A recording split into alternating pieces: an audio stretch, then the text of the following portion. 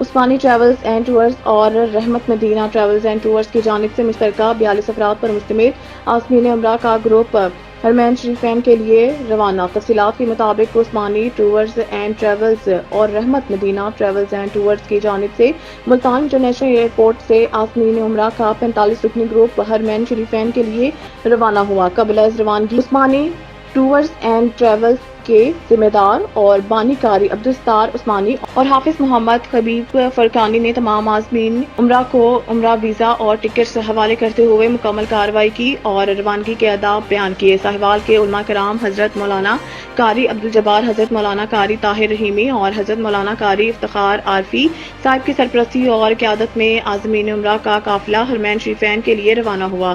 روانگی سے قبل حضرت مولانا قاری عبدالغنی فرقانی نے رکعت انگیز دعا کی۔ تمام عازمین عمرہ نے عثمانی ٹریولز اینڈ ٹورز اور رحمت مدینہ ٹریولز اینڈ ٹورز کے انتظامات پر خوشی اور اطمینان کا اظہار فرماتے ہوئے قاری عبدالستار عثمانی کا شکریہ ادا کیا۔ حافظ محمد حبیب فرقانی نے تمام عازمین عمرہ سے گزارش کی کہ ملک میں امن و امان کی بقا اور عالم اسلام کی سربلندی کے لیے حرمین شریفین اور مدینہ منورہ میں خصوصی دعا فرمائی۔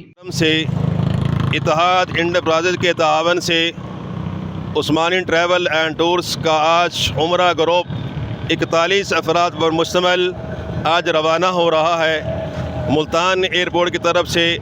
وہاں سے حرمین شریفین کا سفر کرتے ہوئے میرے ساتھ میرے بھائی، میرے محترم قاری مطہر رحیمی صاحب، قاری افتخار حسین عارفی صاحب، جناب محترم محمد امین صاحب اور میرے بھائی محترم جناب حسان صاحب اور ہمارے مکرم محترم میرے والد صاحب کے چہرہ قاری عبدالغنی فرقانی صاحب اور قاری عبدالجبار صاحب، یہ ہمارے محبت کرنے والے اس گروپ میں شامل ہیں۔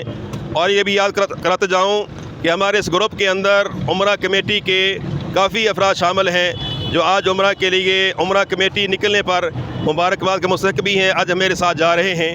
آج عمرہ کا یہ گروپ الحمدللہ اپنے سفر پہ روانہ ہونے والا ہے۔ انشاءاللہ ہم آپ سب کے لیے بھی دعا گو ہوں گے، اللہ تعالیٰ ہر مسلمان کو اپنے گھر کا دیدار نصیب فرمائے۔